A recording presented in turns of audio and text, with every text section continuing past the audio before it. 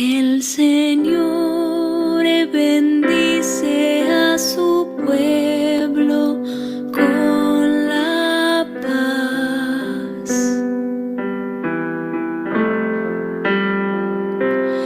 El Señor bendice a su pueblo con la paz. Aclamen al Señor, hijos de Dios, aclamen la gloria del nombre del Señor, adórenlo al manifestarse su santidad. El Señor bendice a su pueblo con la paz. El Señor bendice a su pueblo con la paz.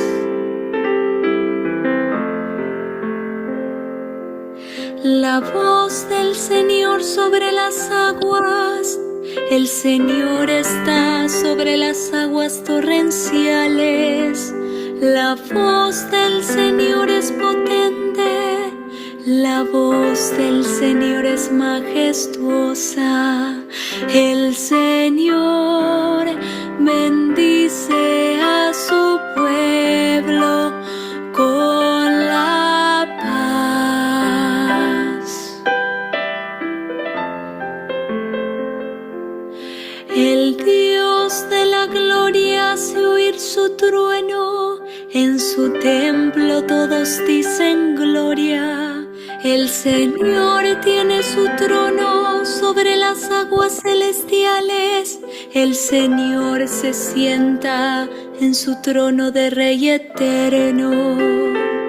El Señor bendice a su pueblo con la paz.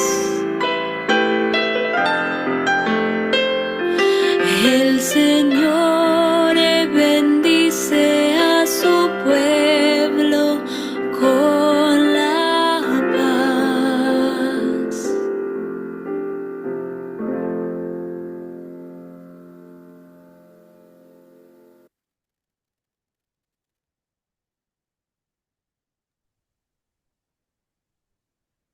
Hola, buenas noches.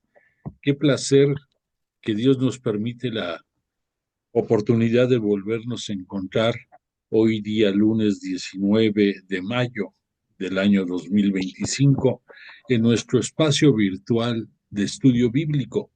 Esta noche para continuar con nuestro aprendizaje acerca del bello libro del Apocalipsis que con tanto entusiasmo venimos siguiendo desde hace tiempo.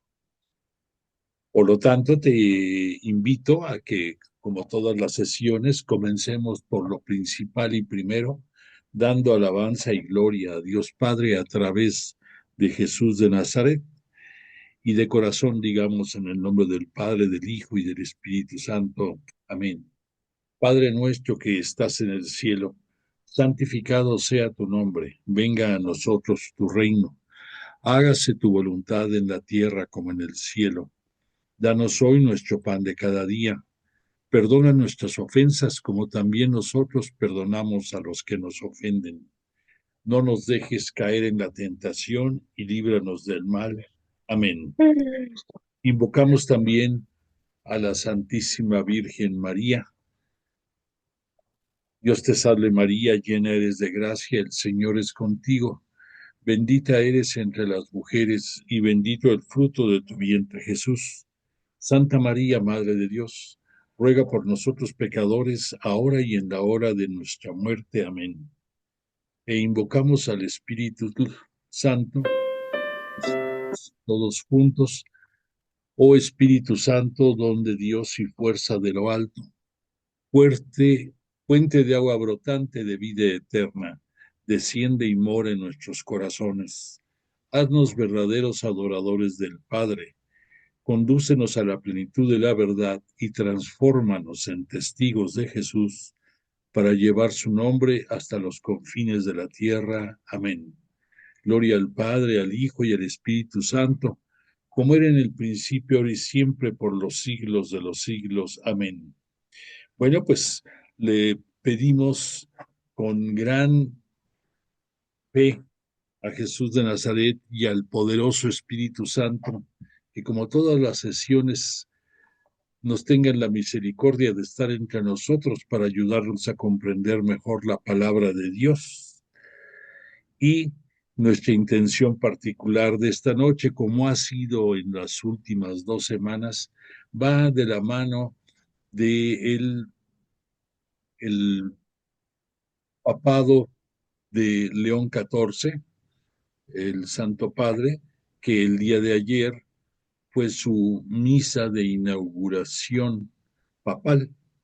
Quiero referirme muy brevemente a este evento y te pido pongas atención porque en realidad, a pesar de que te estuvimos ayer enviando mucha información, videos, comentarios acerca del significado de este gran acontecimiento, quiero ubicarte únicamente que la misa de inauguración del papado de León XIV es lo que antes equivalía al evento de entronización del Papa. Hasta hace más o menos, ya va a ser 50 años después del Concilio Vaticano II, en que se vinieron dando muchos acontecimientos de actualizando la liturgia y muchas cosas más dentro de nuestra querida Santa Iglesia Cristiana Católica Apostólica.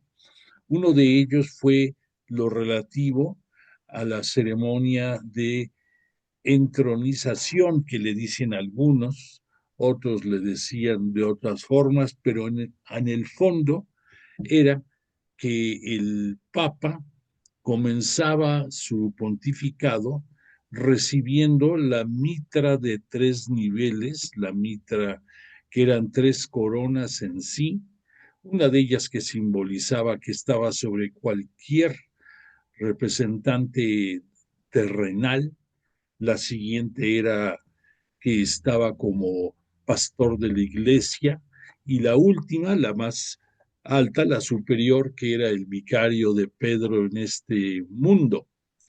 Esto, independientemente de la majestuosidad y de los comentarios que se recibían a favor y en contra de este detalle eh, nos hacía ver a un papa que pues se le consideraba como de una casta divina aparte.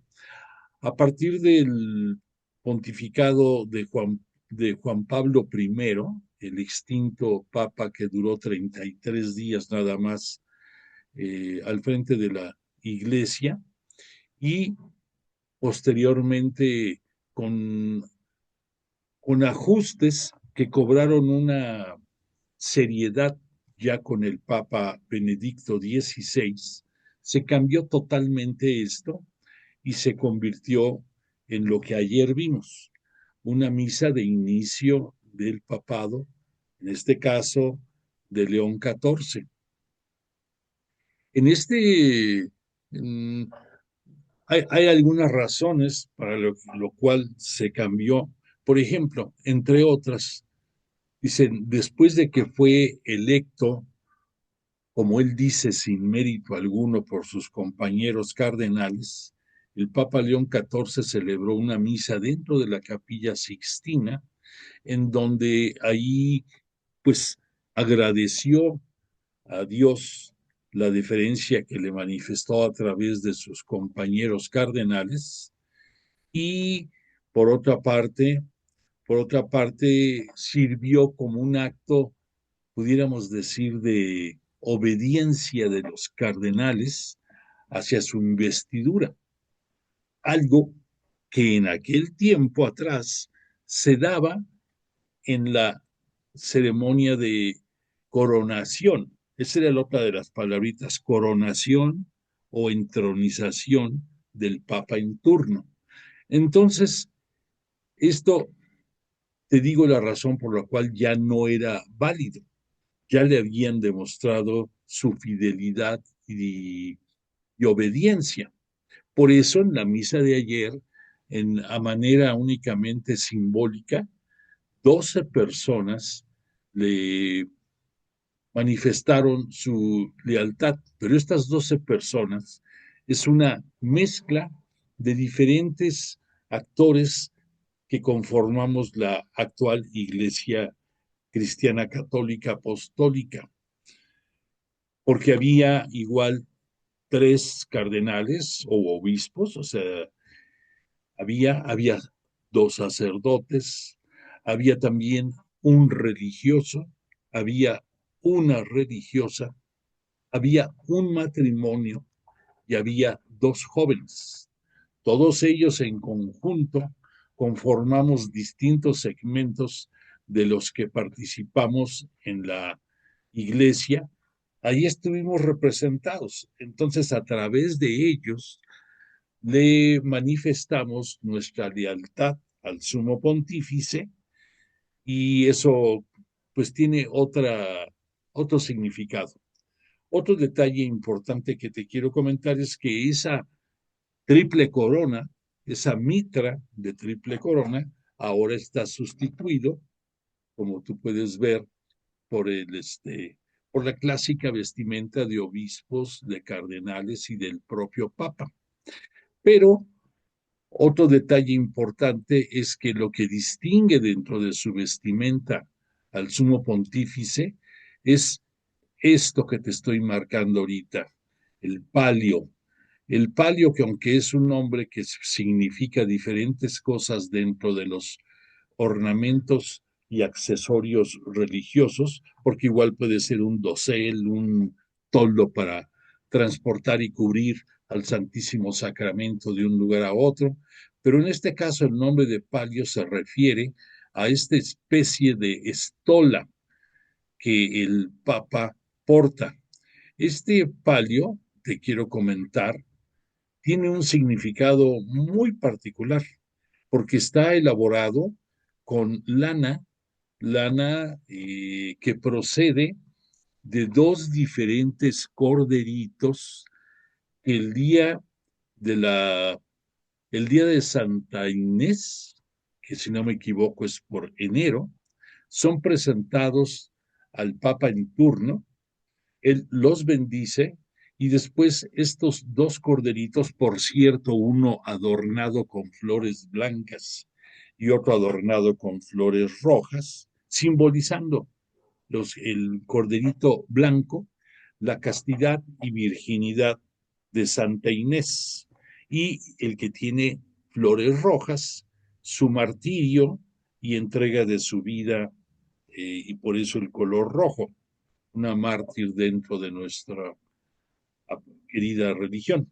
Entonces, después estos corderos son encomendados a unos monjes trapenses, se les llama, para que se encarguen de su cuidado y que vayan creciendo un poco estos corderos. Más o menos cuando pasa del año de vida de estos corderos, que evocando los tiempos en que en Jerusalén se inmolaba un cordero sin defecto, aquí pues no se ve inmolar, pero después de que ya crecieron un poco, van a ser trasquilados estos corderitos y la lana virgen, la lana pura de estos corderitos, van a ser enviados al monasterio de Santa Cecilia, en donde ahí las monjas que están en ese monasterio van a elaborar lo que son los palios, porque elaboran palios, en este caso, para el Papa, pero también se elaboran otros palios que el Papa va a hacer llegar a los cardenales y obispos territoriales que él vaya determinando durante su pontificado. Entonces, después de que estos palios son elaborados por estas monjas, que por cierto, como puedes ver, tienen 6 cruces, en este caso de color negro, están bordados con seda color negro. En el caso del Papa Benedicto XVI, sus cruces estaban en color rojo. Es algo distintivo que pues denota un poco más de devoción. Entonces, en este caso lleva 6, en el caso del Papa, lleva 6 cruces, y de esas 6 cruces, 3 son atravesadas por un clavo metálico en memoria de los 3 clavos que sujetaron a Jesús en la cruz. Ese es el significado de estos clavos que van sobre esa cruz. En este caso, este palio fue puesto por 2 personas, el cardenal Zanetti y otro cardenal francés también, se me va ahorita su apellido, uno que se lo impuso, otro que le puso los clavos, pero únicamente, o sea, es para dar, eh, para distinguir a quién porta ese palio.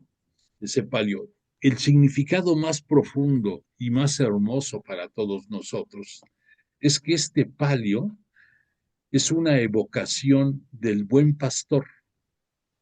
En el Evangelio de Jesús lo vimos reflejado en el que Él nos hizo ver que el buen pastor, cuando se pierde una oveja, va en búsqueda de ella y si está lastimada o no, se la pone en los hombros y con ella regresa con el resto del rebaño. Por esa razón, este palio va sobre los hombros del sumo pontífice en relación a este sentir.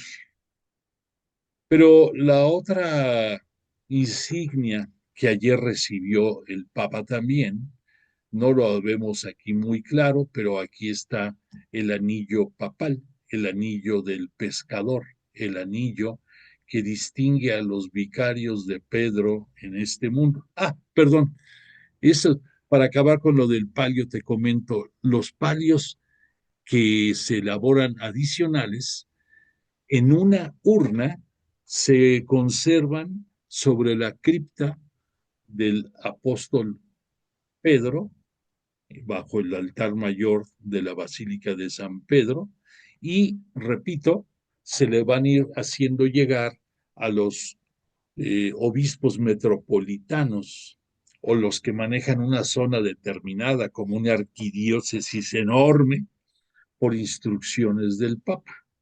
Bueno, eso para acabar con lo del palio.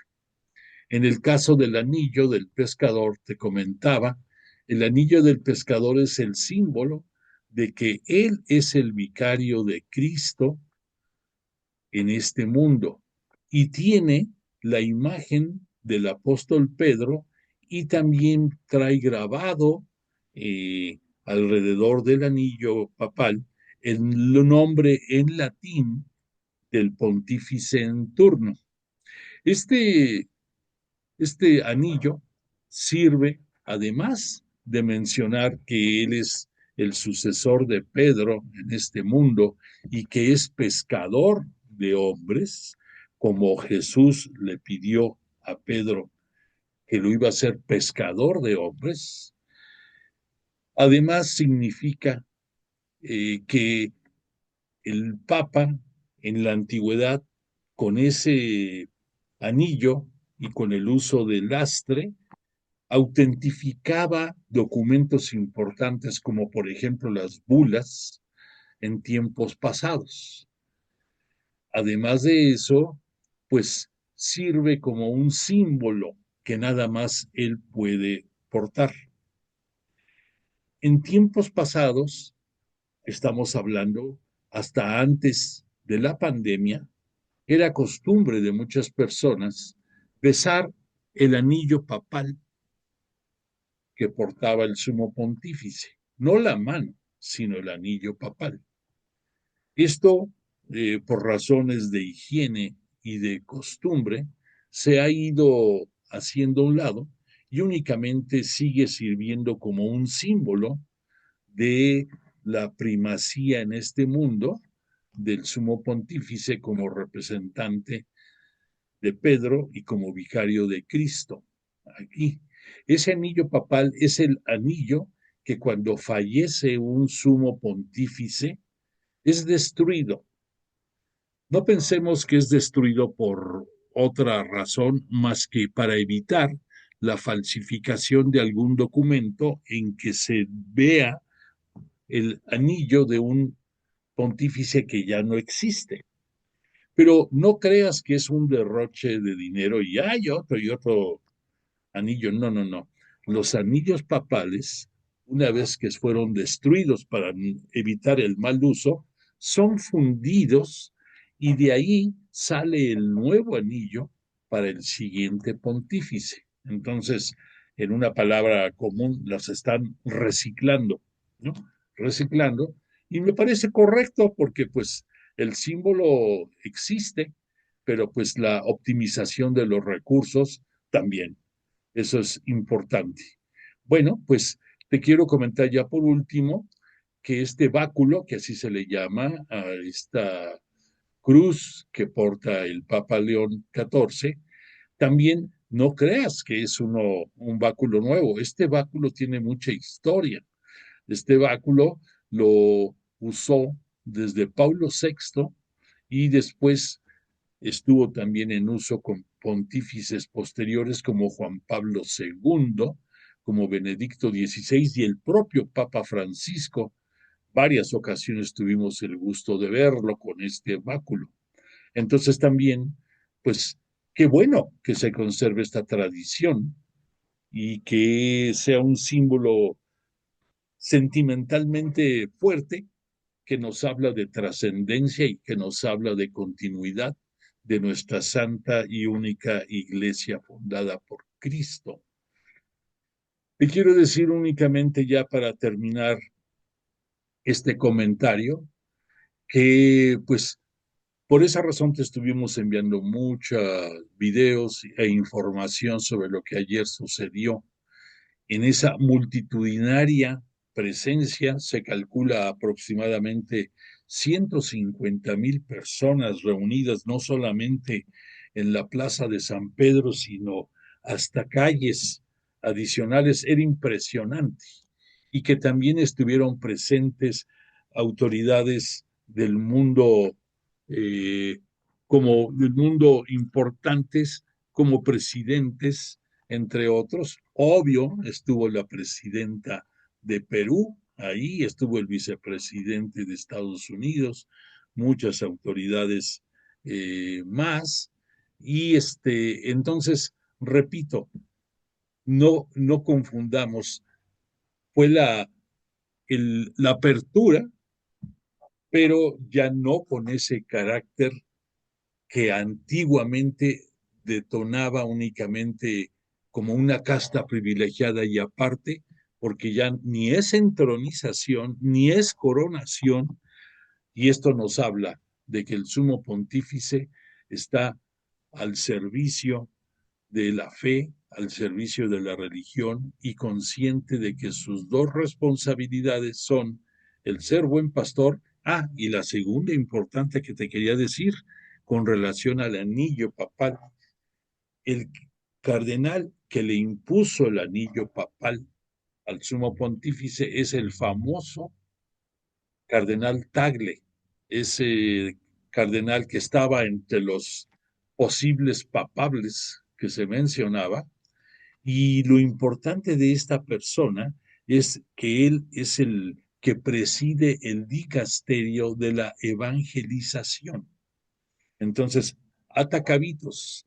Y entonces quien le está imponiendo el anillo papal a León XIV es el que está al frente de la evangelización. Y eso me llenó a mí de orgullo por ti, que me haces el favor de estar aquí presente en las clases, porque a nuestro modo, nuestra capacidad, a nuestra inteligencia, sabiduría y entrega, estamos preparándonos todos para entender mejor la buena nueva de Jesús, su evangelio.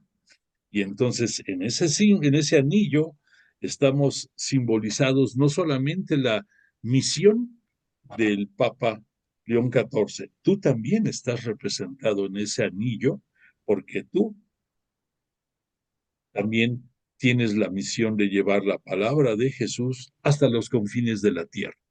Bueno, pues entonces por todo esto ya me extendí en el comentario, pero era importante hacértelo saber, son cosas que luego no sabemos y agradezco que soportaras el bombardeo de ayer de todas las noticias que te mandé con relación a este evento. Y pues bueno, nuestra intención particular de esta noche va enfocada a que el Espíritu Santo esté siempre a un lado del Papa hablándole, manifestándole la voluntad de Dios y la voluntad de Cristo, y que tenga toda la fortaleza, la salud, la injundia, la decisión de llevarlo hasta las últimas consecuencias como pastor del rebaño.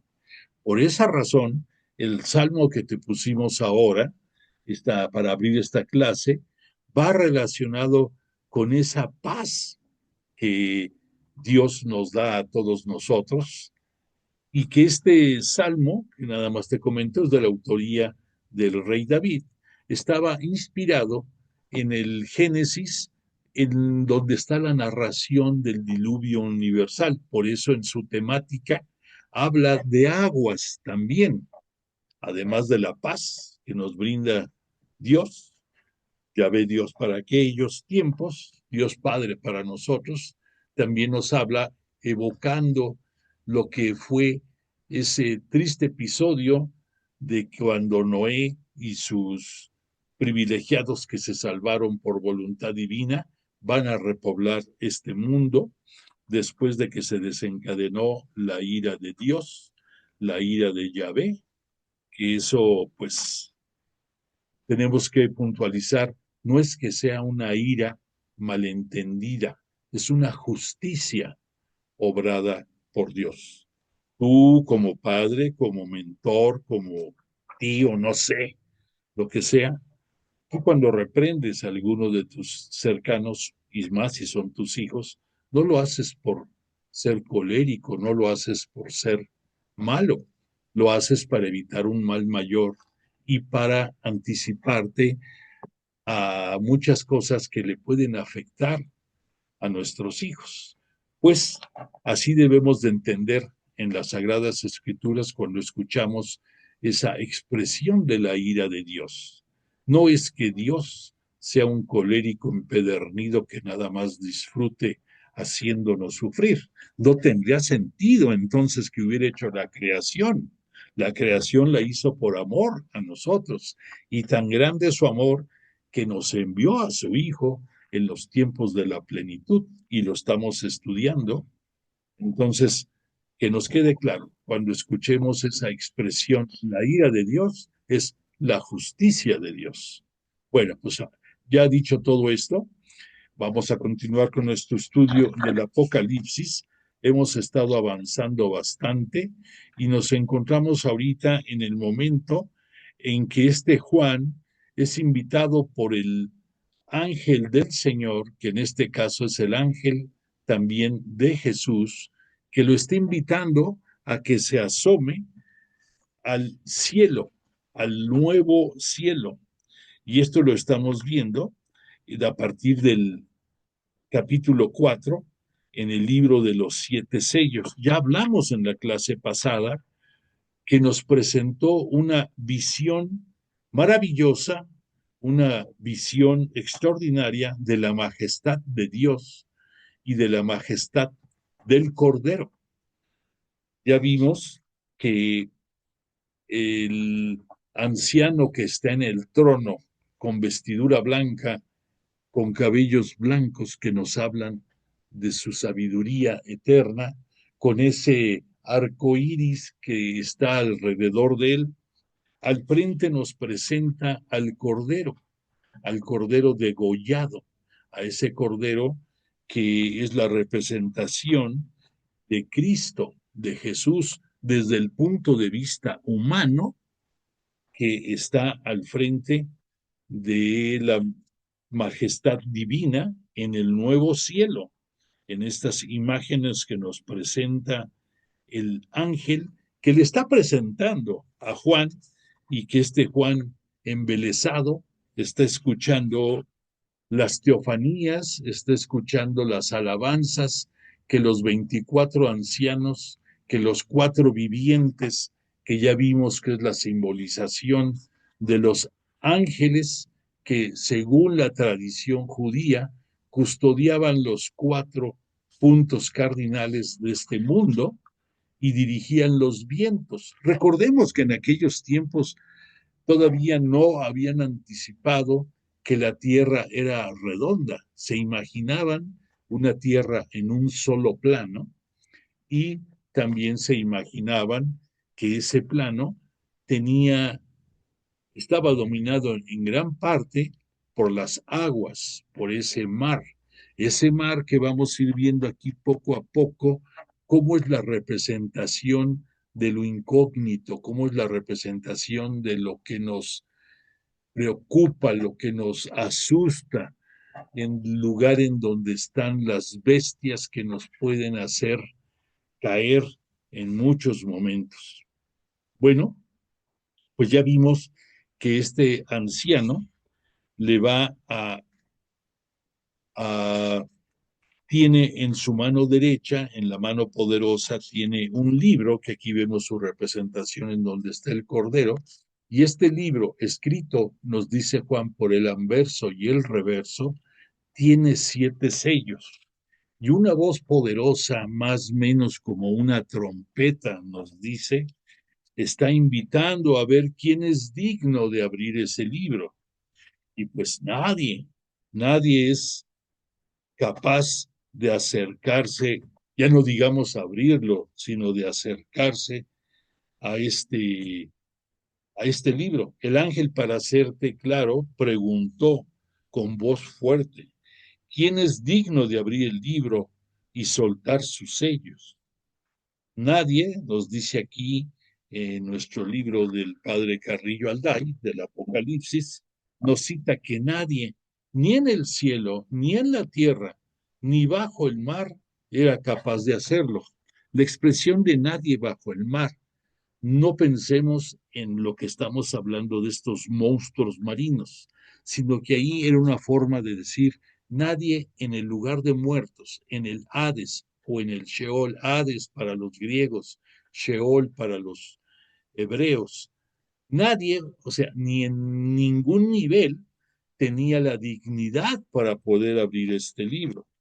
Y entonces Juan, el autor sagrado, comienza a llorar, comienza frustrado a ver que no hay nadie capaz de abrir ese libro.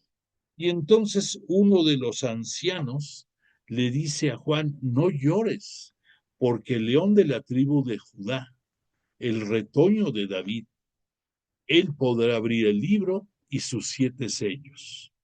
Entonces, esta mención, esta descripción nos habla de Jesús humano, Jesús Dios terrenal, que después de haber dado su vida, después de habernos comprado, como dice aquí el Apocalipsis, a un precio de sangre infinito, adquiere para Dios Padre un nuevo pueblo y entonces pagó con su vida por todos nosotros, este león de la tribu de Judá.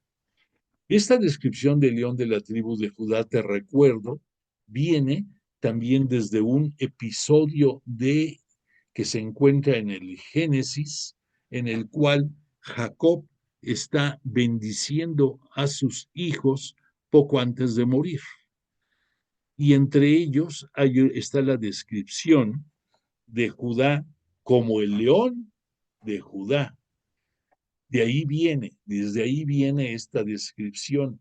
Y algo que nos debe de parecer muy interesante es que en esa misma descripción, en el Génesis, nos habla de que en un momento vendrá este león del tribu de Judá sin que lo diga con las palabras exactas, pero lo cita en un pollino cría de asna.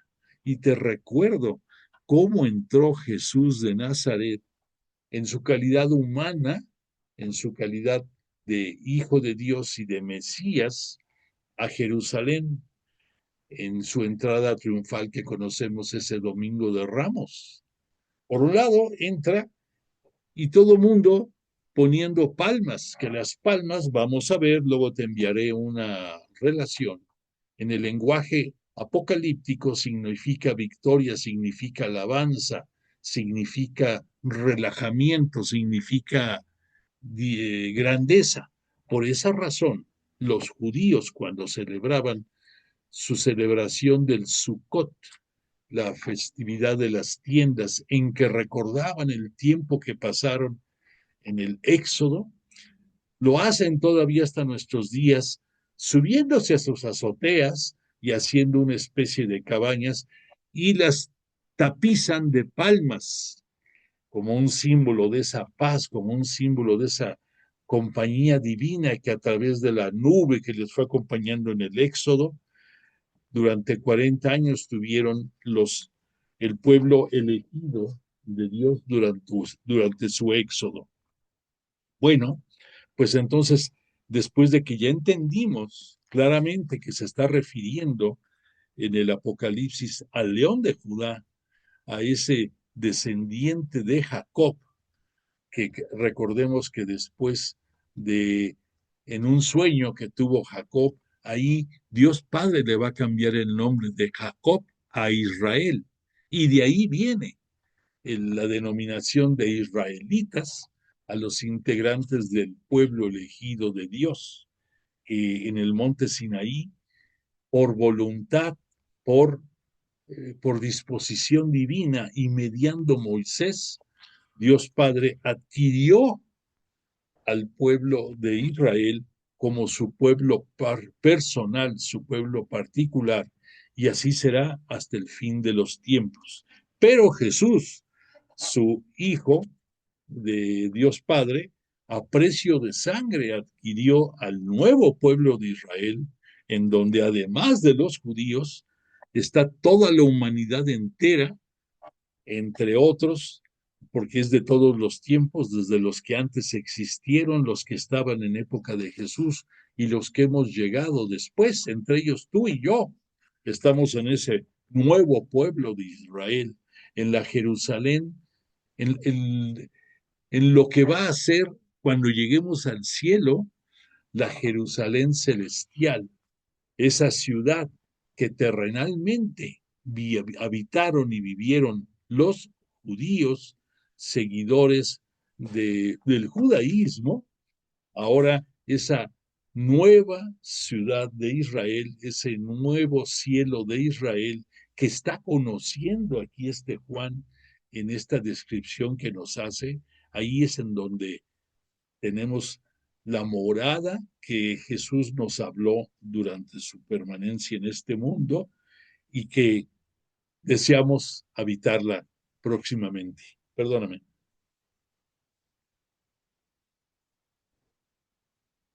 Bueno, pues entonces este cordero que al estar degollado pero de pie nos habla de su divinidad regia, de su majestad, de que a precio de sangre adquirió este nuevo pueblo para gloria de su Padre, y que su Padre en correspondencia a esto, entre otras cosas, lo hace Cristo, Señor de todo el universo, y le da la potestad regia de que Él será el quien venga a emitir el juicio en los momentos de la parucía.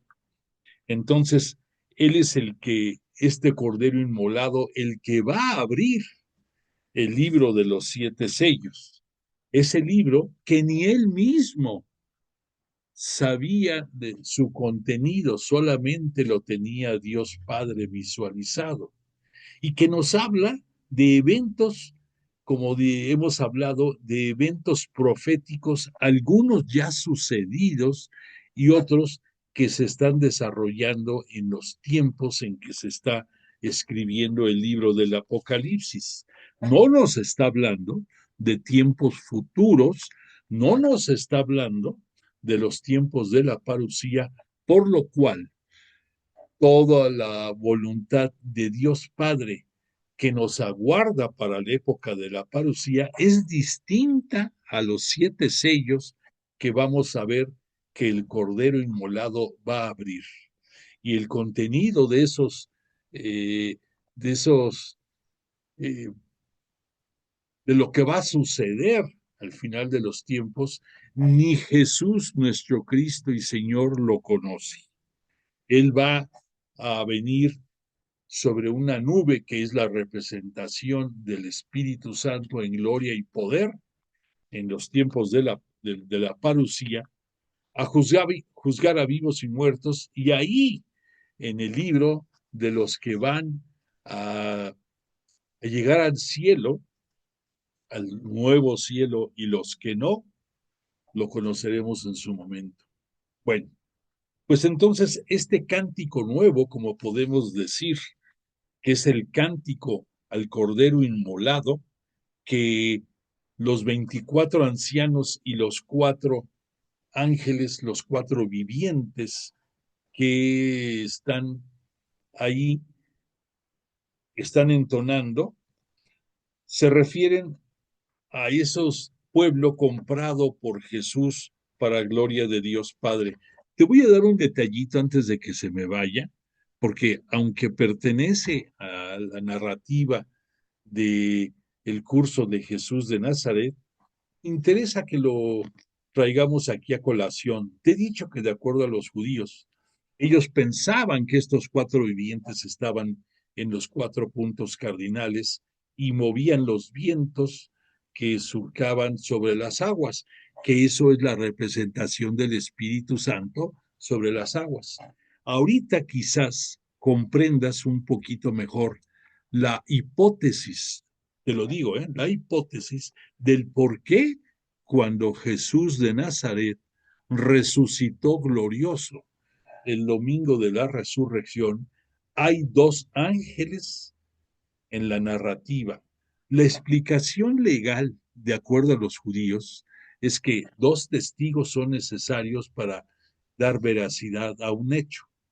Pero la explicación también teológica Si aquí estamos viendo que estos cuatro vivientes mueven todo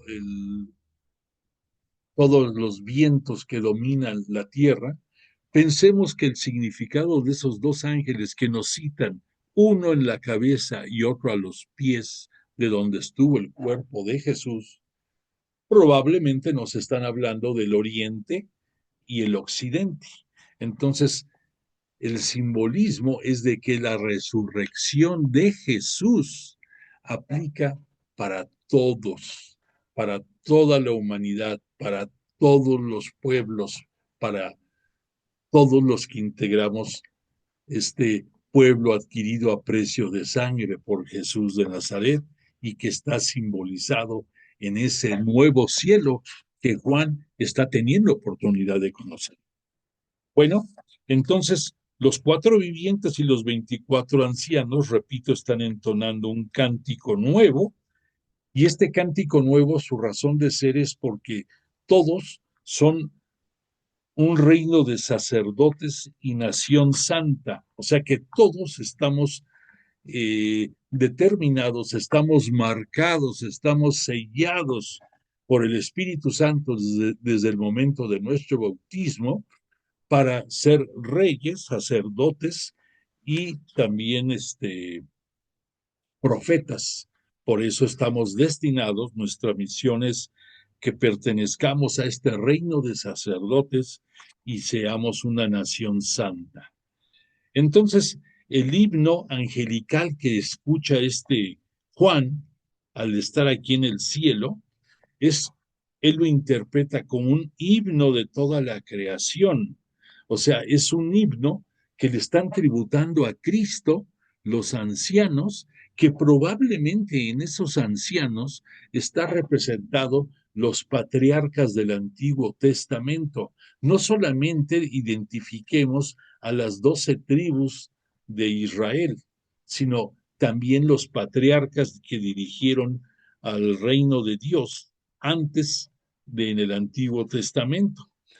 Y también está la humanidad entera diciendo el amén. Ya vemos que el amén, además de ser un nombre propio que nos habla de veracidad, de confianza, de legalidad, de, de, de algo grande, también el amén significa que así sea. Entonces, todo este conjunto está entonando la liturgia celestial en este nuevo cielo. Entonces, el Cordero, ubiquemos, ¿no? El Cristo abre los 7 sellos. Y entonces ese gran libro va a dar inicio a la cólera de Dios.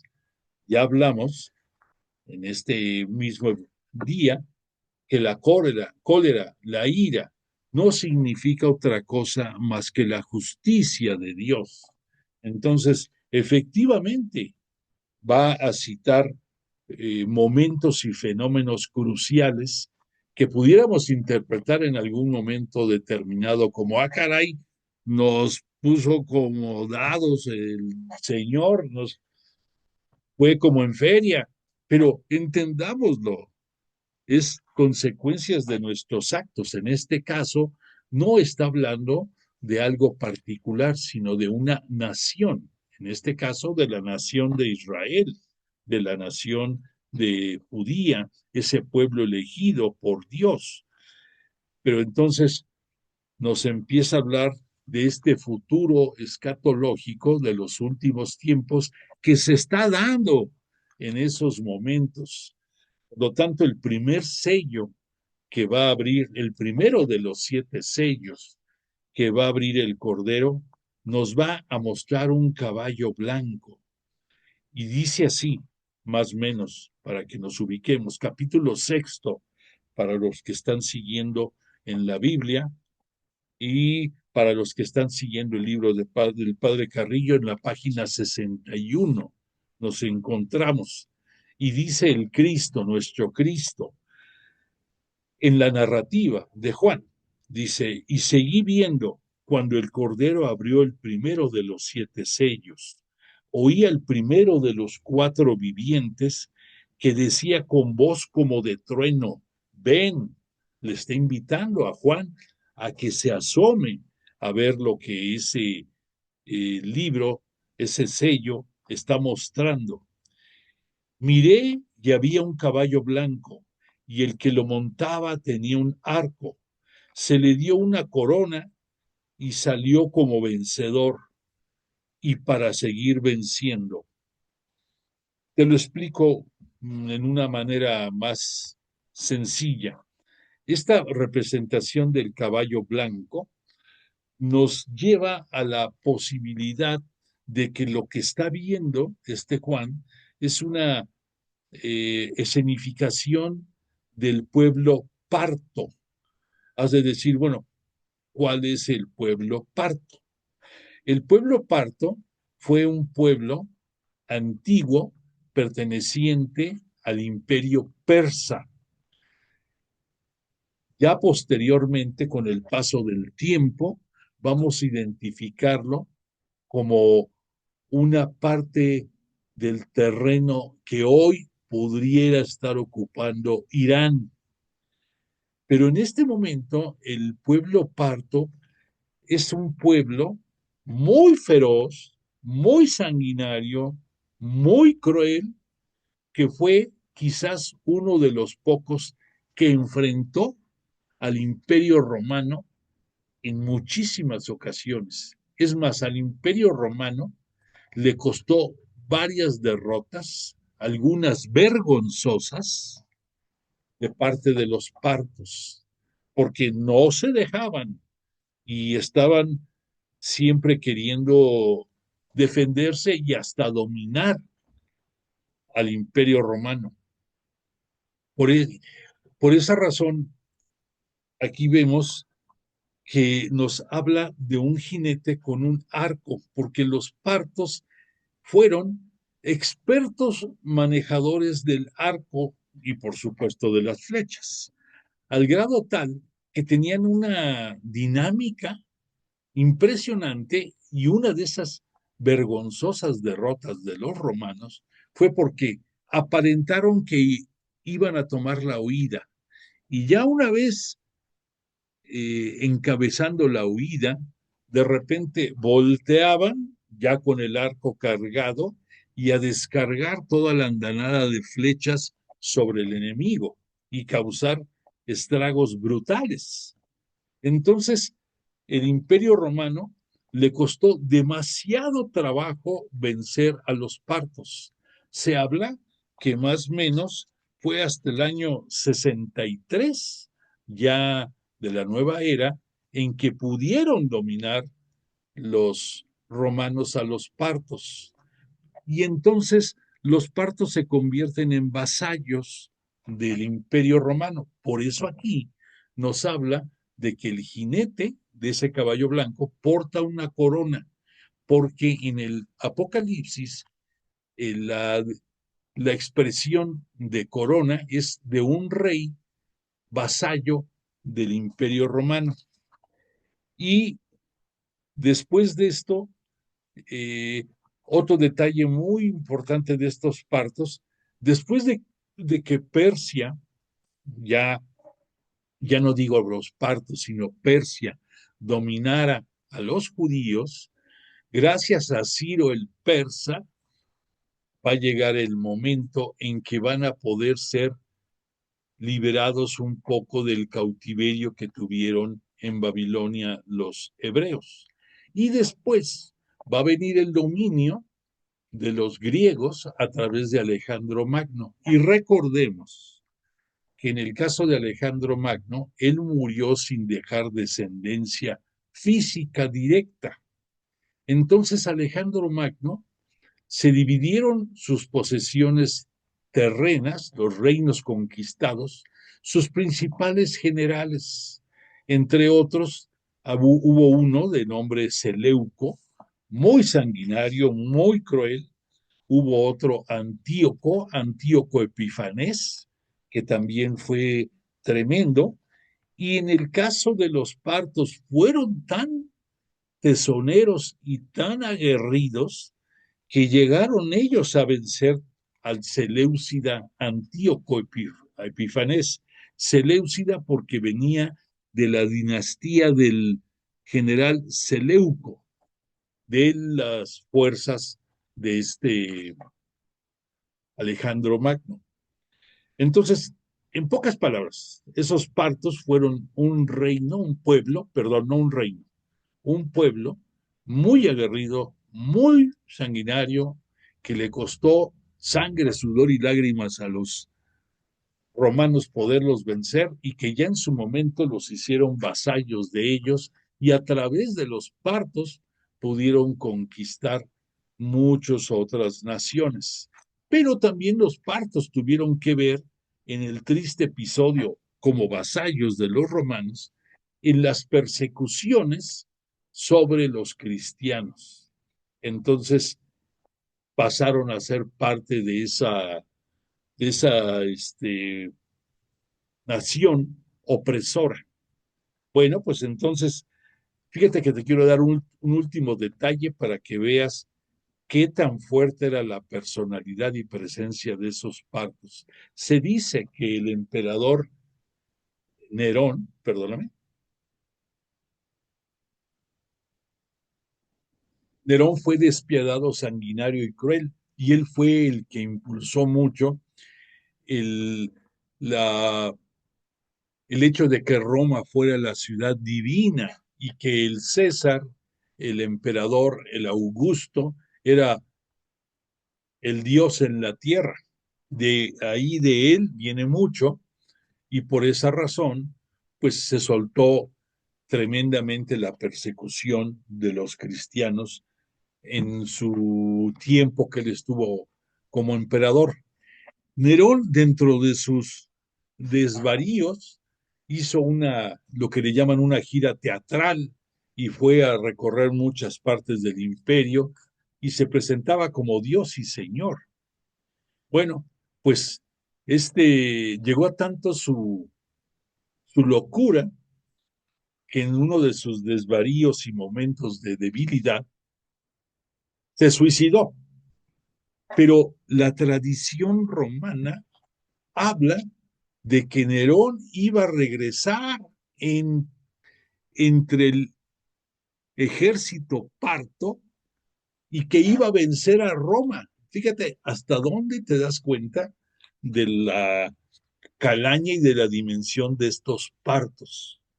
Que estos partos, te repito, es la escenificación de ese primer sello, de ese primer caballo de color blanco que vimos que salió de este libro de los 7 sellos. Bueno, el segundo sello nos va a hablar de un caballo rojo. En el versículo 3 del capítulo 6 nos dice, cuando abrió el segundo sello, oí al segundo viviente que decía, ven, o sea, el ángel que invita a Juan a que observe lo que ve, esa visión que va a ver. Entonces salió otro caballo de color rojo, al que, al que lo montaba se le concedió quitar de la tierra la paz, para que se degollaran unos a otros, y se le dio una espada grande. Cuando el Cordero abrió el segundo sello, otro de los vivientes gritó a Juan, ven, y salió un caballo rojo. Este color, repito, simboliza la sangre derramada en la lucha. Su jinete recibe una espada grande, quitará la paz de la tierra y hará surgir la guerra. Recordemos que estamos hablando de los perseguidores de la naciente iglesia cristiana católica. Entonces, ya vimos que este caballo tiene la potestad de quitar la paz. Entonces, si estás quitando la paz, estás provocando la guerra y le está provocando en contra de los seguidores del Cordero, de los seguidores del Cristo. Ubiquémoslo. Después nos van a hablar de un tercer sello. va a salir otro caballo, este caballo de color negro. Nos dice la narrativa de Juan: cuando abrió el tercer sello, oí al tercer viviente que decía, ven, también que lo invita a asomarse.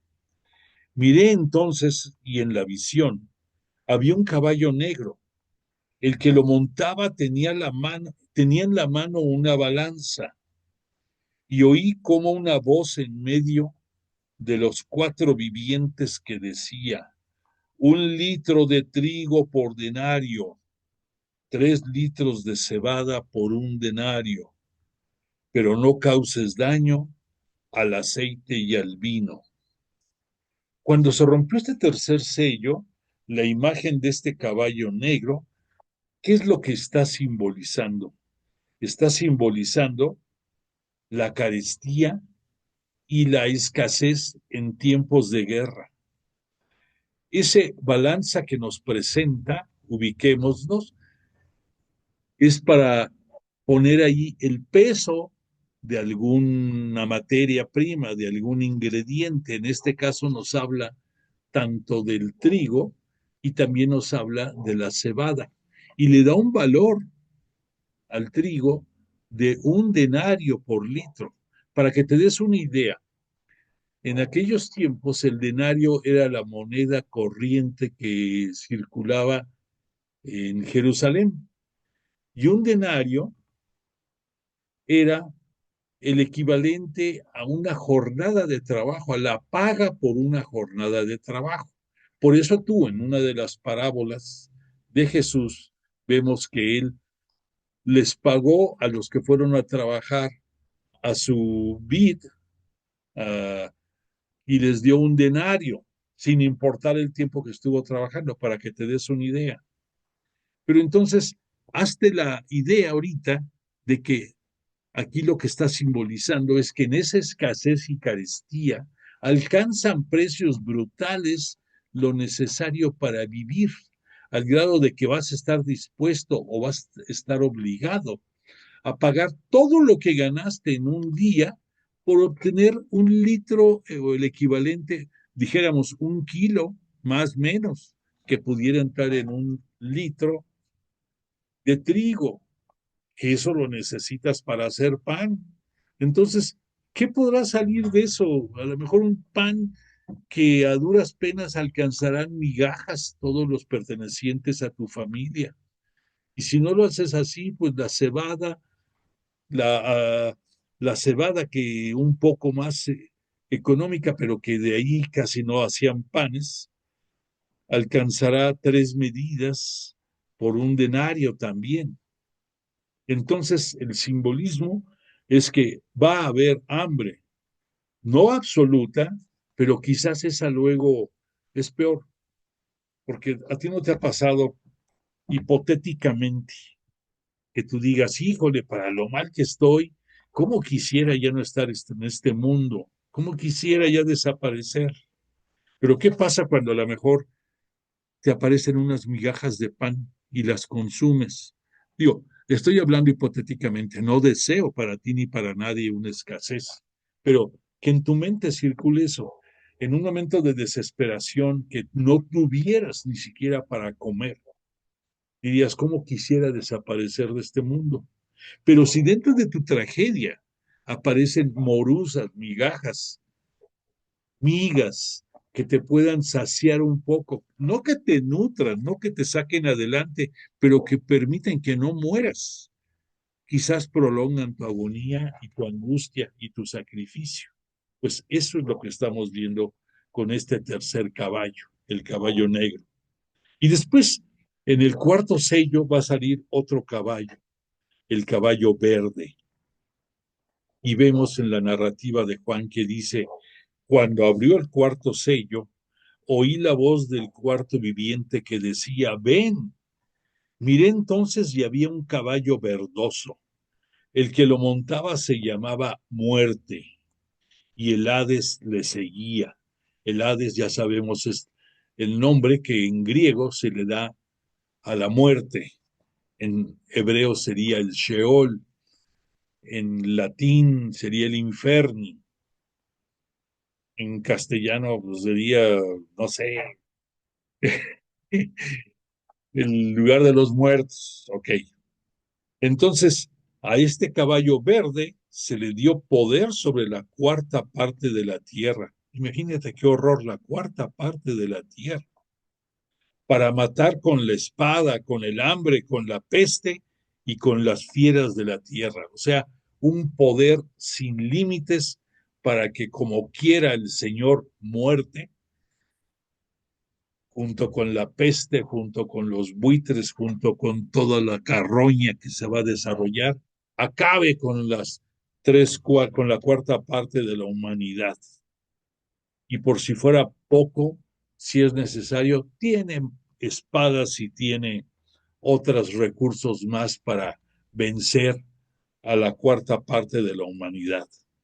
O sea que aquí lo que cuando el arco iris nos le enseñó a Noé el compromiso asumido por Dios Padre, por Yahvé Dios, de que nunca más iba a acabar con el mundo por una inundación, se está cumpliendo, pero no dijo, hay otros recursos, aquí los estamos viendo, aquí el caballo verde está bravo y tiene todos los recursos. ¿Y quién está atrás de todo este caballo verde y de los otros caballos? Satanás, el maligno. Bueno, sigamos reflexionando. Cuando el Cordero abrió el cuarto sello y gritó el cuarto viviente, el cuarto ángel, y salió el caballo verde montado por un jinete llamado Muerte, seguido por el Hades. Su misión era dar muerte a la cuarta parte de la tierra. El color verdoso es propio de la carne descompuesta. El azote simbolizado es la peste, cuyas víctimas recibe el Hades, morada de los muertos. Se sintetiza que los cuatro calamidades tradicionales son fieras de la tierra, conquistadores de la desgracia, la guerra, el hambre y la peste.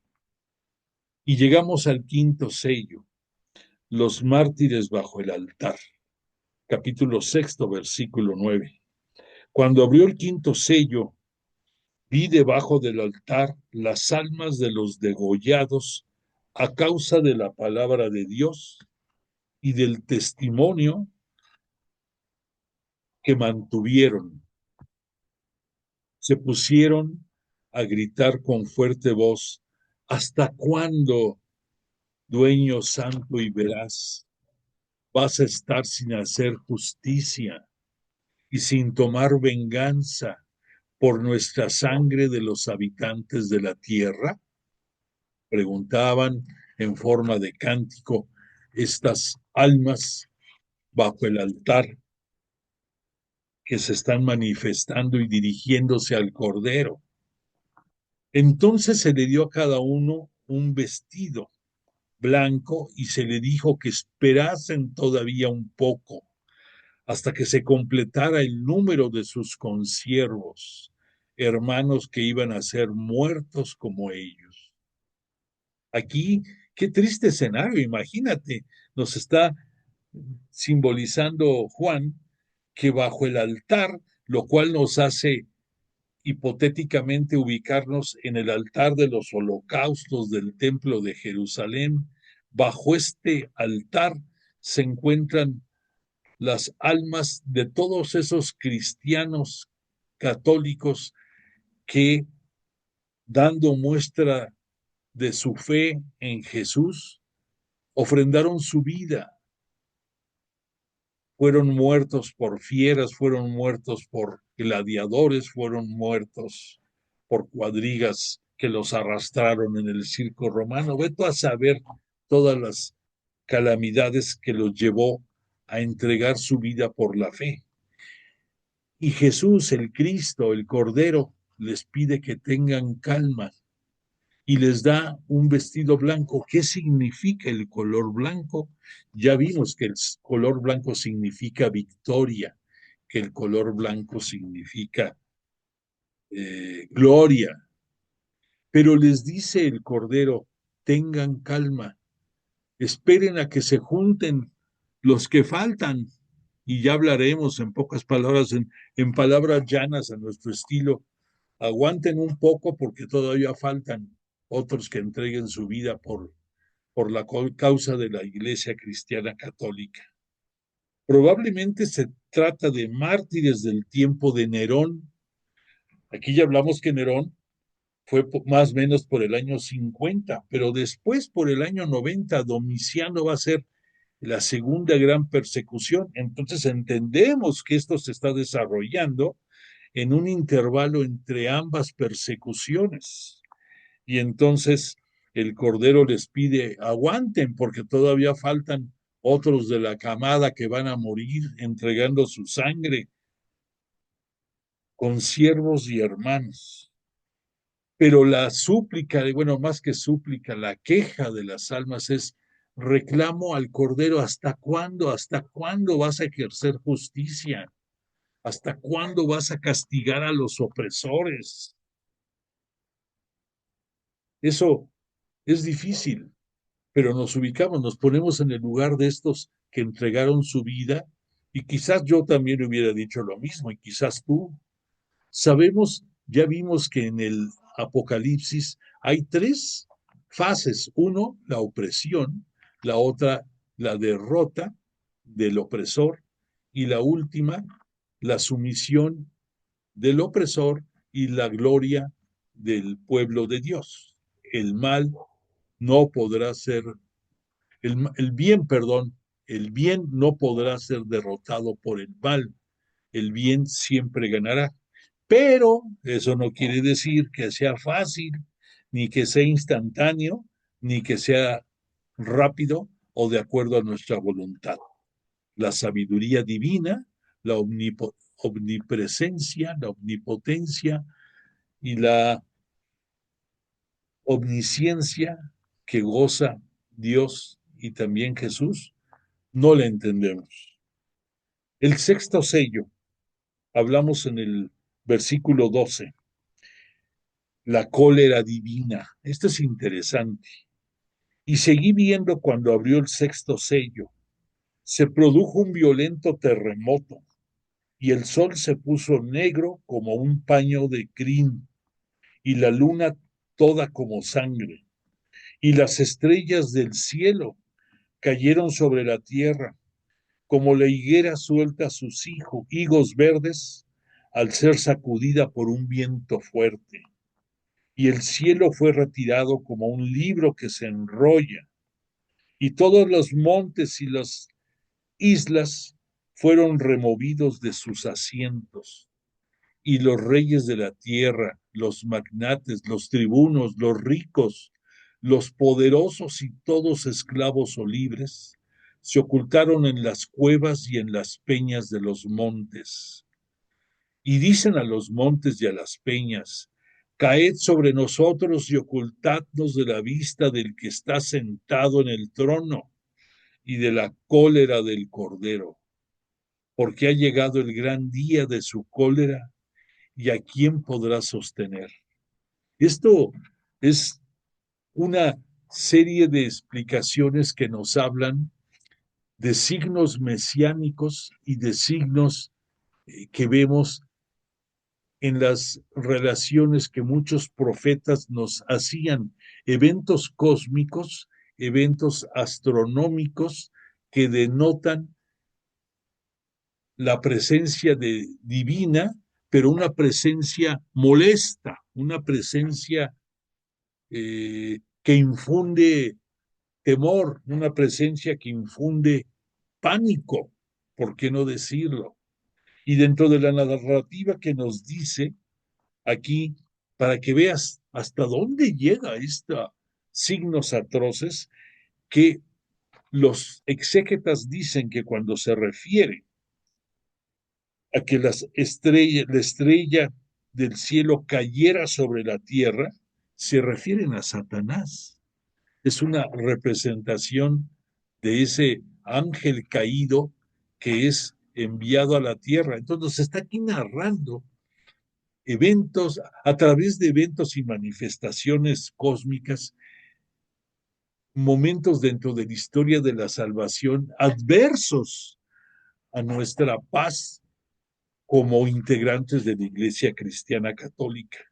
Recordemos que el tentador, Satanás, Belcebú, Satán y sus ángeles caídos son el enemigo acérrimo de Jesús.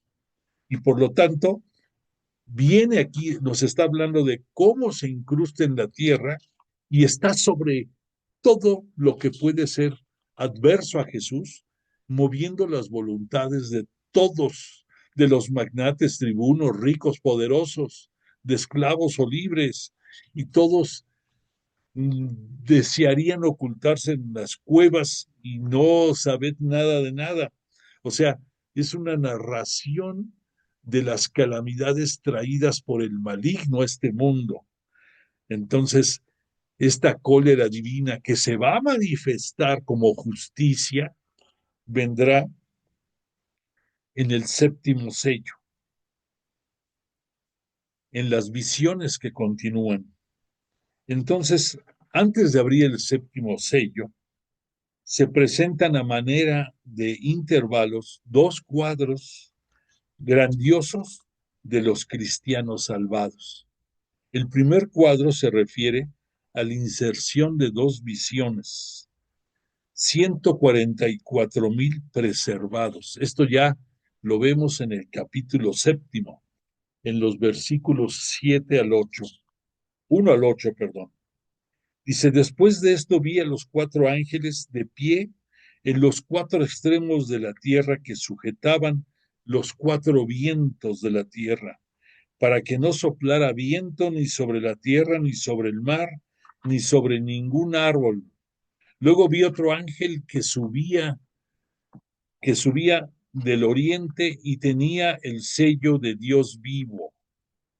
Y gritó con fuerte voz a los cuatro ángeles, a quienes se había encomendado causar daño a la tierra y al mar. No causéis daño ni a la tierra ni al mar, ni a los árboles, hasta que marquemos con el sello la frente de los siervos de nuestro Dios. ¿De qué sello nos están hablando? En la antigüedad había un sello, imagínate una letra T. Esa letra T se llamaba, de acuerdo a la descripción hebrea, el Tau, T-A-U, T-A-U, y era la significación de los elegidos de Dios. Entonces, aquí nos va a hablar que el ángel pide que no destruyan la humanidad sin antes haber marcado a los seguidores de Dios, a los seguidores de las 144,000, que es una representación simbólica de 12,000 de cada tribu de Israel. 12 por 12, 144,000, signo de manifestación de un número indeterminado enorme. Aquí nos está hablando de que van a ser rescatados en forma simbólica los descendientes de las 12 tribus, a excepción, nos cita aquí, de la tribu de Dan, de D-A-N, Dan. Y esto es porque de la tribu de Dan, que habitaban en la parte norte del reino del norte, cayeron débilmente en la idolatría, y eso les va a costar el apartarse de Dios, el allegarse a a Babilonia y a otros reinos idólatras, y de ahí vendrá la separación, entre otras cosas, de los dos reinos, el del norte y el del sur.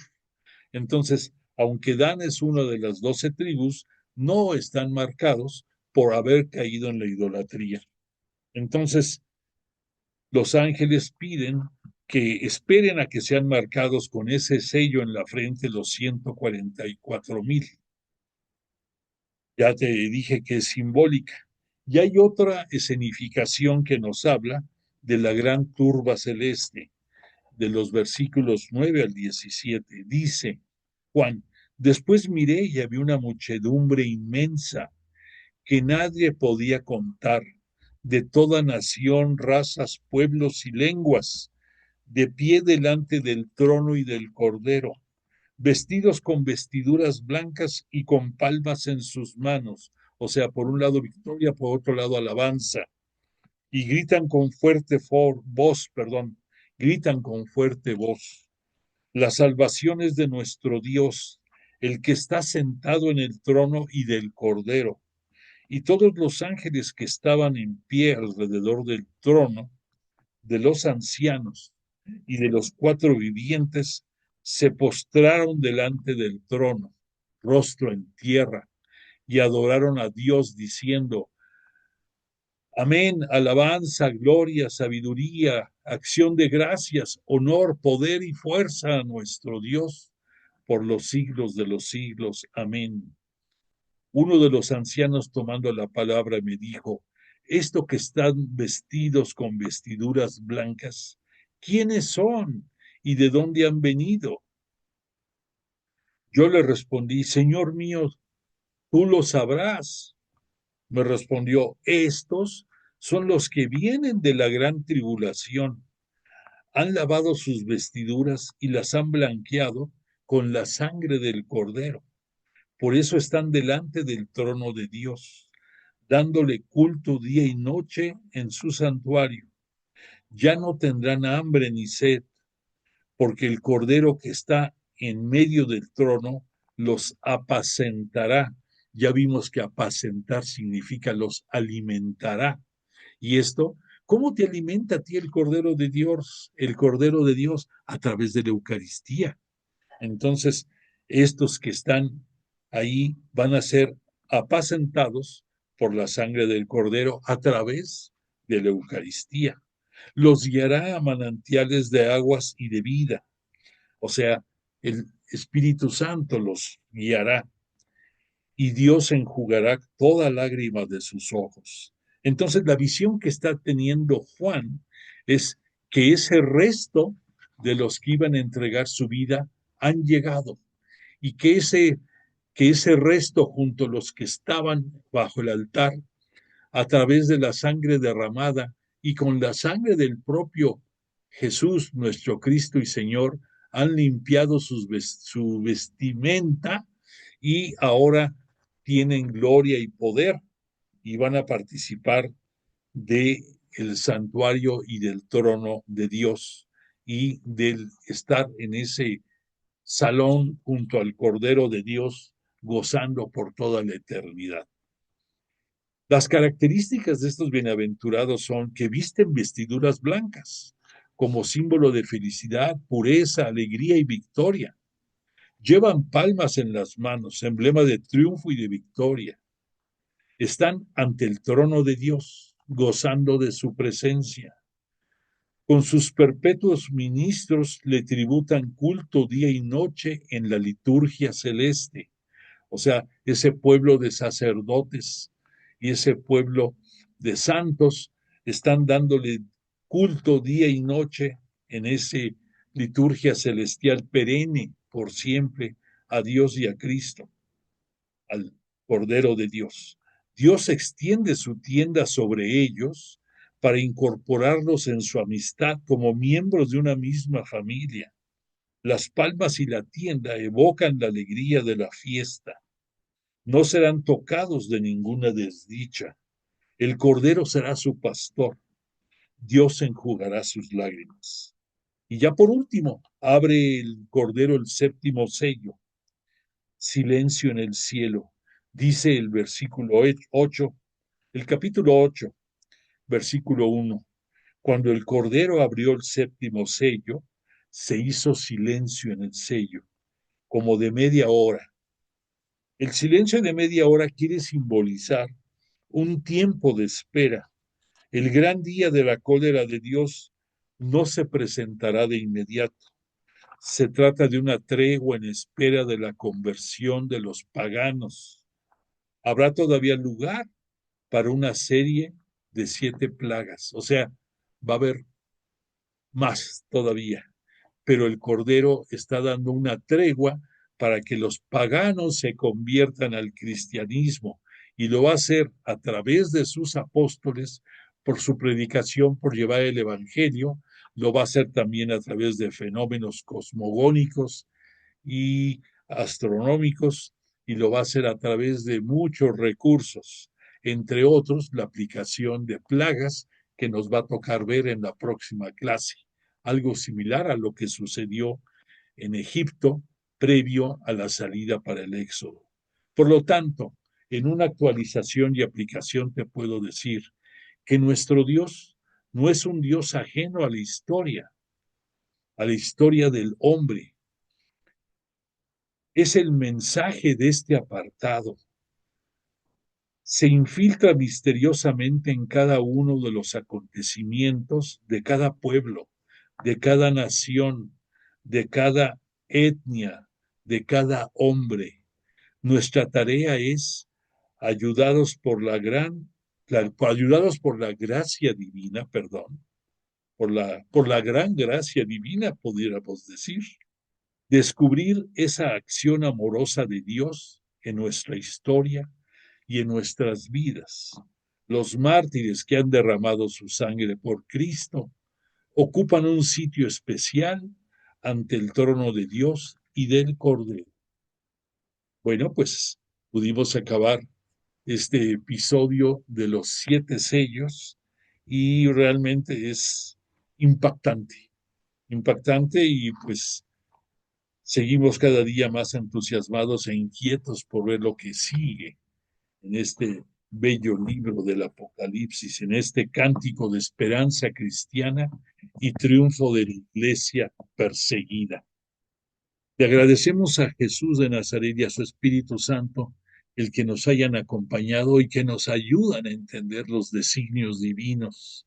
Le pedimos misericordia, ubicación, que nos hable el Espíritu Santo, que nos conduzca. Queremos llegar a esa morada eterna, a esa Jerusalén celestial, y necesitamos de su voz, necesitamos de su auxilio, necesitamos de su guía. Somos nosotros muy débiles y el enemigo nos asedia.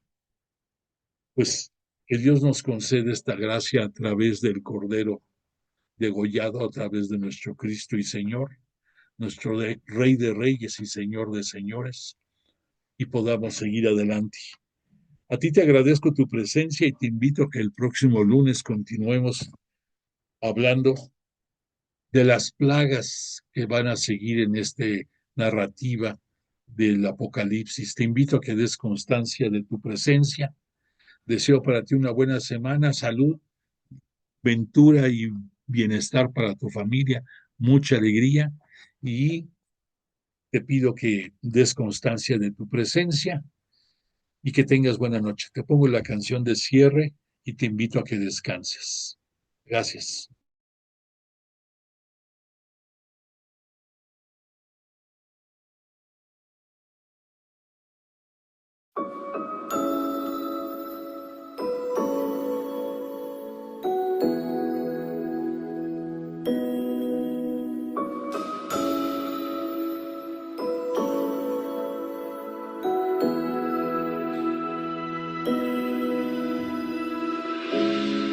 No hay otro nombre igual,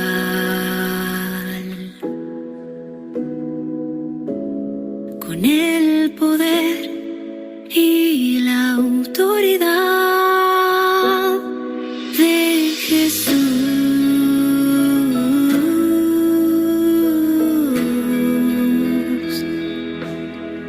de Jesús.